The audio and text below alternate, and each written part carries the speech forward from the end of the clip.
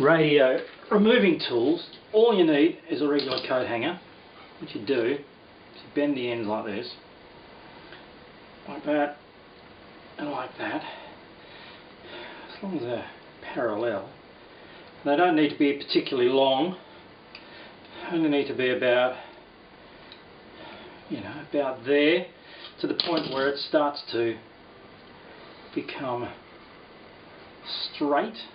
There you go, about that long.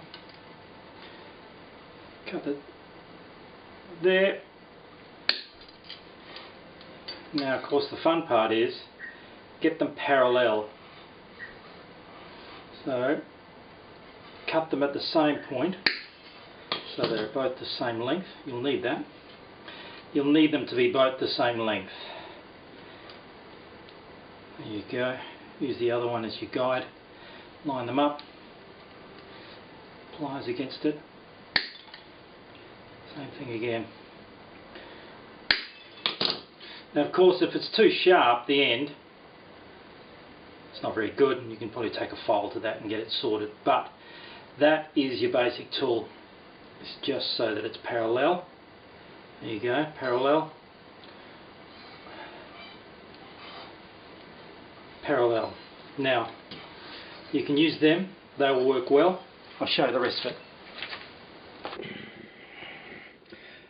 So that's the beastie. Now to remove it, we made these earlier. They need to be the width of the hole, round about. Put one in one side without scratching the radio to pieces. Now when you push it in, you can feel the tangs. You push them past them, and push a little bit further, and you can remove the tangs removed from the side they pull in.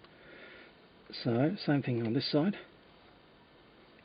In there, same thing, goes past a little piece of metal, pushes in, then the tangs, you can feel them move. They pull in off the edge. I'll show you them in a sec. Now if you pull it out just a little bit, not much, just enough, and then you can remove the radio. So that let go as I was pulling it out, but that's a good amount to pull it through.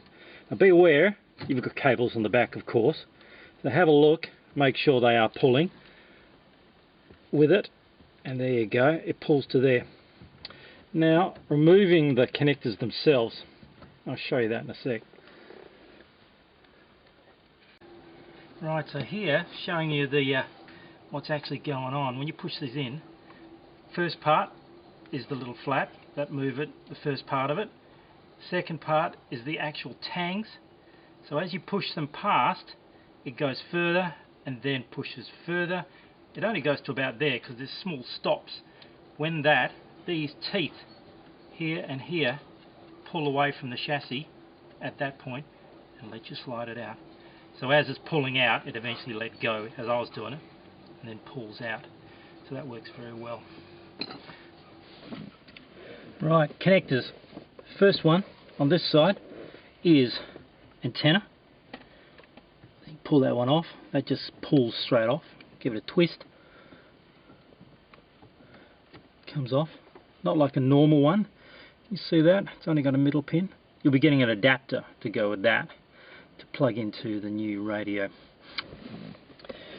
Right, on this side is the speaker connections, power, various other comms.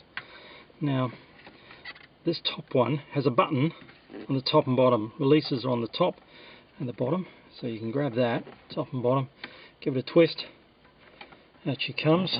That's what you're looking at there.